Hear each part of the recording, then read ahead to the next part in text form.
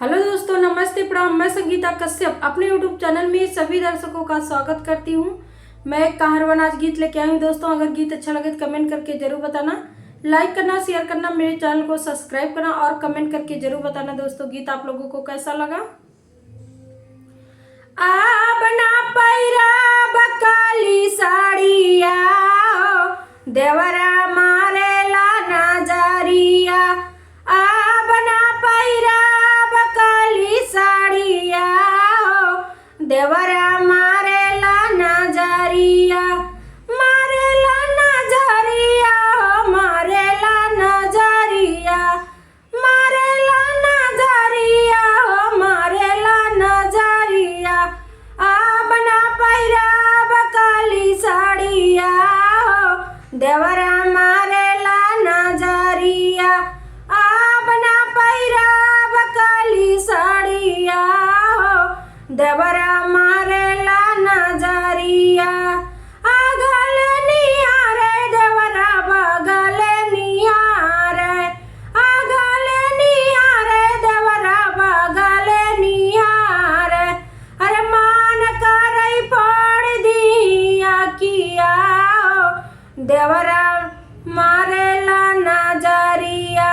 मान करे पड़ दिया किया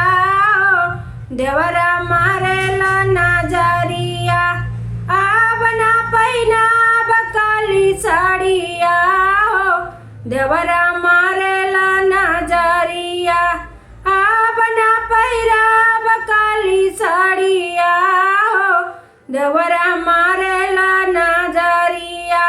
मारेला नजरिया, मारेला नजरिया,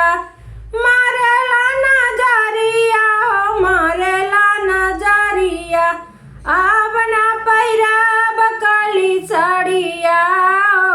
देवरा मारेला नजरिया, बना पैरा बकाली साड़िया देवरा मारेला नजरिया। लिख लिख मैसेज मैं पिया के पठावली, लिख लिख लेटर मैं पिया के पठावली, जल्दी पकड़ लाई रे लगड़िया देवरा मारेला नजरिया, जल्दी पकड़ा रे लगड़िया देवरा मारेला नजरिया, बना पैरा बकाली साड़िया देवरा मारेला नजरिया, बना पैरा बकाली साड़िया देवरा मारेला नजरिया, मारेला नजरिया,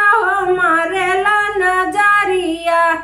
मारेला नजरिया, मारेला नजरिया, अरे बना पैरा बकाली साड़िया देवरा मारेला नजरिया, बना पैरा बकाली साड़िया देवरा मारेला नजरिया। दुआरे से जाके ला खिड़कियों से जाके, दुआरे से जाके ला खिड़कियों से जाके, रतिया में कूदे डरवरिया देवरा मारेला नजरिया, हर रातिया में कूदे डरवरिया देवरा मारेला नजरिया, बना पैना बकाली साड़िया देवरा मारेला नजरिया, बना पैरा बकाली साड़िया देवरा मारेला नजरिया, मारेला नजरिया, मारेला नजरिया, मारेला नजरिया, मारेला नजरिया, अरे बना पैरा बकाली साड़िया देवरा मारेला नजरिया, बना पैरा बकाली साड़िया देवरा मारेला नजरिया।